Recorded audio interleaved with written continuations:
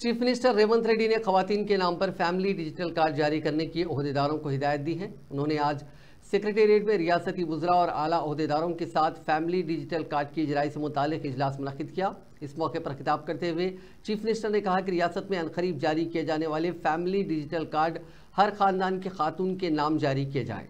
खातून को ही खानदान का सरपरस्त तस्वुर किया जाए। कार्ड के पीछे खानदान के दीगर अरकान के नाम और तफसीलात पेश किए जाएं। एक ही कार्ड से राशन और हेल्थ के अलावा स्कीमों से भी इस्तेफादा किया जा सकता है। उन्होंने कहा कि हुकूमत के पास मौजूद डेटा की बुनियाद पर अहल खानदानों की निशानदही की जाएगी।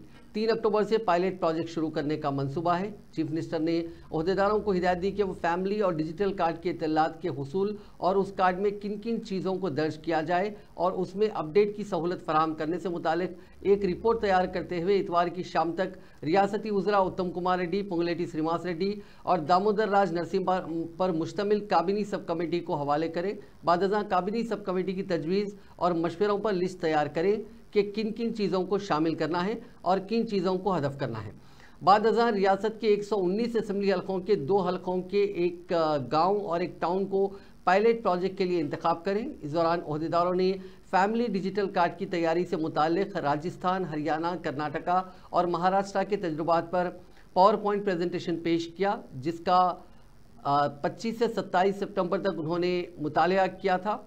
इस जायज़ा इजलास में वज़ीर सेहत दामोदर राज नरसिम्हा, वज़ीर सिविल सप्लाईज उत्तम कुमार रेड्डी और दूसरे मौजूद थे।